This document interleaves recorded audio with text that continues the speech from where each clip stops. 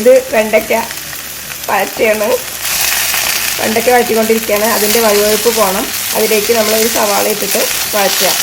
പിന്നെ അതിലേക്ക് ആവശ്യമുള്ള സാധനങ്ങൾ പൊട്ടറ്റോ ഒരു 2 എണ്ണം ഉണ്ട്, കുമ്പളങ്ങ ഒരു ചെറിയൊരു കഷ്ണം, ഒരു ക്യാരറ്റ്. എത്രയാണ് ഇത് എടുത്തിരിക്കുന്നത്? ഇതായത് ഈ ഒരു കപ്പിന് 1 കപ്പ് പരിപ്പാണ്, സാമ്പാർ പരിപ്പ്. ഇത് നമ്മുടെ 2 പിടി, ഇങ്ങനെ 2 പിടി എടുത്തിട്ടുള്ളതാണിത്. ഇപ്പോൾ ഇത് ആയിട്ടുണ്ട്. വെണ്ടയ്ക്ക അതിൻ്റെ ഈ വഴുവഴുപ്പൊക്കെ പോയിട്ട് വെണ്ടയ്ക്കും സവാളയും കൂടി വഴറ്റിയതാണ്. ഇനി ഇതിലേക്ക് ആവശ്യമുള്ളത് പുളിയാണ്. അത്രയും ഇത് ഉണ്ടാക്കാൻ വേണ്ടിയിട്ട് ഇങ്ങനെ ഒരു പുളി, ഇത്രയും വലിപ്പമുള്ള ഒരു പുളി എടുത്തിട്ട് വെള്ളത്തിലിട്ട് വെക്കണം ആദ്യം തന്നെ. അപ്പോൾ ഇത് ഞാൻ വെള്ളത്തിലിടാൻ പോവാണ്. ഇപ്പോൾ ഈ വെണ്ടയ്ക്കൊക്കെ ആയത് ഈ കുക്കറിലിട്ട് വെച്ചിരിക്കുകയാണ്. കുക്കറിലേക്ക് ഇനി ഈ പരിപ്പ് നമ്മൾ വേവിച്ച് വെച്ചത് ഇതിലേക്ക് വയ്ക്കുകയാണ്. ഇതിനൊരു കപ്പാണ്. പിന്നെ കഷ്ണങ്ങൾ ഇതെല്ലാം ഇതിലേക്ക് ഇടുക. ഇനി ഇതിലേക്ക് പുളി ഒഴിക്കുക. ആ പുളി അതിൽ കലക്കിയിട്ടുണ്ട്, ഇതിലേക്ക് ഒഴിക്കുകയാണ്. പുളി ഇതിലേക്ക് ഒഴിച്ചു. അതുപോലെ 2 പച്ചമുളക് ഇതിലേക്ക് ഇടാൻ പോവാം. കീറിയിട്ട് ഇതിലേക്ക് ഇടുക.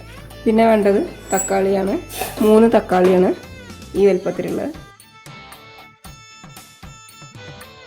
തലഭാഗം കളഞ്ഞിട്ട് വേണം ഇടാൻ വേണ്ടിയിട്ട്. തക്കാളി എല്ലാം അതിലേക്ക് മുറിച്ചിട്ടിട്ടുണ്ട്. ഇതൊന്ന് നന്നായിട്ട് എല്ലാം കൂടി ഒന്ന് മിക്സ് ചെയ്യണം.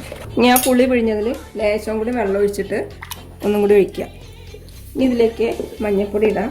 ഇതിന് 1/2 ടീസ്പൂൺ മഞ്ഞൾപ്പൊടി കൂടി ഇട്ടിട്ട് നന്നായിട്ട് ഇളക്കിയിട്ട് ഇനി ഉപ്പ് ഇടണം. പാകത്തിന് ഉപ്പ്. കല്ലുപ്പാണ് ഇടുന്നത്. കല്ലുപ്പ് ഇടുമ്പോൾ സൂക്ഷിക്കണം, അറിയുന്നവർ മാത്രം ഇട്ടാൽ മതി, അല്ലെങ്കിൽ മറ്റേ പൊടി ഉപ്പ് തന്നെ ഇട്ടാൽ മതി. ഇനി ഇത് നമുക്ക് ഗ്യാസ് ഓണാക്കിയിട്ട് വേവിക്കാം. ഇതിൽ കുറച്ചും കൂടി വെള്ളം ഒഴിക്കണം. നമ്മൾ മാക്സിമം ഈ പുളി തന്നെ ഇതാക്കിയിട്ട് ഒഴിച്ചാൽ മതി. എന്നാൽ പിന്നെ എന്തെങ്കിലും ഉണ്ടെങ്കിൽ ആ അയിത്തുള്ളതെല്ലാം പോകുന്നു. ഓക്കെ, മതി. നമുക്ക് അടച്ച് വയ്ക്കാം. ഗ്യാസ് കത്തിക്കുക. ഇനി ഇത് അടയ്ക്കുക, വിസിലിടുക. ഇനി ഒരു വിസിലടിക്കുക. മീഡിയം ഫ്ലെയിമിൽ വയ്ക്കുക. എന്നിട്ട് ഒറ്റ വിസിൽ വന്നു കഴിഞ്ഞാൽ ഓഫാക്കി വയ്ക്കുക. ഇനി അടുത്തത് നമുക്ക് തേങ്ങ വറക്കാം.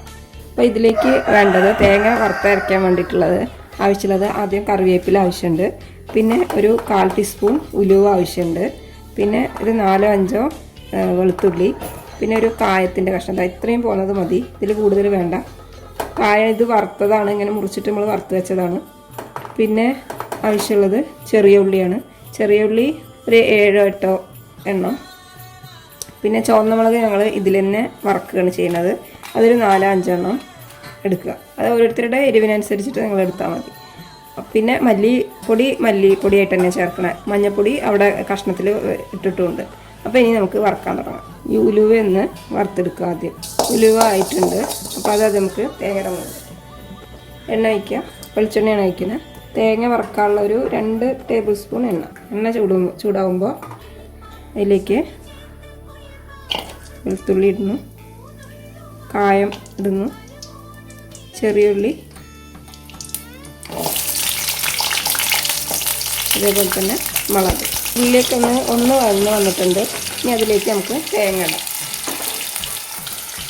തേങ്ങയും ഉലുവയൊക്കെ കൂടെ ഉള്ള ഇത് അതിലേക്ക് ഇടാം. ഇത് നന്നായിട്ടൊരു ബ്രൗൺ നിറാവുന്ന വരെ വഴറ്റിയെടുക്കണം. അപ്പോൾ അതിലേക്ക് മല്ലിപ്പൊടി ഇടാൻ സമയമായി. ഈ ഒരു പരിവാകുമ്പോഴാണ് നമ്മൾ പൊടികൾ ഇടേണ്ടത്. വേണമെങ്കിൽ നിങ്ങളടുത്ത് ചുവന്ന മുളക് ഇങ്ങനെ ഉണക്ക ഇല്ലെങ്കിൽ ചുവന്ന മുളക് പൊടി ഇട്ടാലും മതി. അത് ഈ സമയത്താണ് ഇടേണ്ടത്. അപ്പം ഇത് നമ്മൾ സിമ്മാക്കി വെക്കണം. പൊടി ഇടുമ്പോഴൊക്കെ നമ്മൾ ഗ്യാസ് സിം ചെയ്ത് വെക്കണം.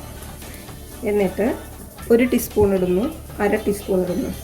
കുറച്ചും കൂടി വേണം, 1/2 ടീസ്പൂൺ കൂടി ഇട്ടു, അത്രയും മതി. അപ്പോൾ ആകെ 2 ടീസ്പൂൺ മല്ലിപ്പൊടി ഇട്ടിട്ടുണ്ട്. ഒന്ന് അതിൻ്റെ ആ ഒരു റോസ് സ്മെല്ല് പോകുന്നവരെ ഒന്ന് വഴറ്റിട്ടുണ്ട്. ഇതിലേക്ക് സാമ്പാർ പൊടിയും കൂടി ഇടാനുണ്ട്. ഞാൻ ഈസ്റ്റേണിൻ്റെ സാമ്പാർ പൊടിയാണ് ഇടുന്നത്. അതൊരു 1 ടേബിൾ സ്പൂൺ ഇടുന്നുണ്ട്. ഇനി നന്നായിട്ട് വഴറ്റുക. അപ്പോൾ ഇത് നമ്മൾ ആയിട്ടുണ്ട്. ഇനി ഓഫാക്കാം. ഇനി ഇതൊന്ന് ചൂടാറിയിട്ട് നമുക്ക് അരയ്ക്കണം. അപ്പോൾ നമ്മുടെ സാമ്പാർ റെഡിയായിക്കൊണ്ടാ ഇരിക്കുകയാണ്. അപ്പോൾ ആ കഷ്ണങ്ങളൊക്കെ കറക്റ്റ് വേവായിട്ടുണ്ട്. ഇതൊന്ന് തിളച്ചതിന് ശേഷം അതിലേക്ക് നമുക്ക് തേങ്ങ അരച്ച് വെച്ചത് ഒഴിക്കാം. തേങ്ങ അരച്ച് കൊടുത്തിട്ടുണ്ട്. ഇത് നന്നായിട്ട് ഇളക്കുക. ഈ സമയത്ത് നമുക്ക് ഉപ്പ് പുളി ഇതൊക്കെ നോക്കണം. ഇത് പുളി കുറച്ച് കുറവുണ്ടെങ്കിൽ നമുക്ക് ഈ സമയത്ത് ഒഴിക്കാം. പുളിയും ഒഴിക്കാം, ഉപ്പിടാം. നമുക്കൊന്ന് നോക്കി നോക്കാം കറക്റ്റാണോ.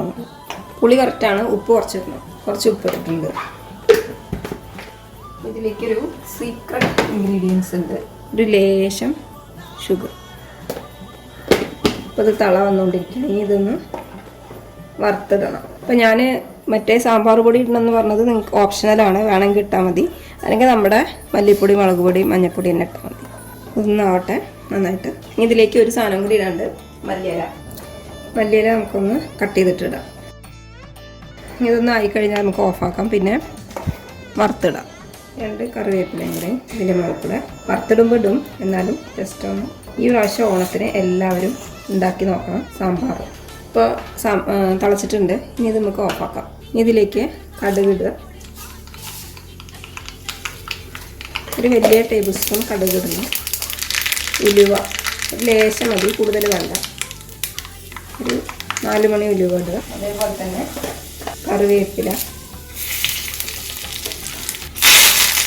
ഇടുക. പിന്നെ വേണ്ടത് ചുവന്ന മുളക്.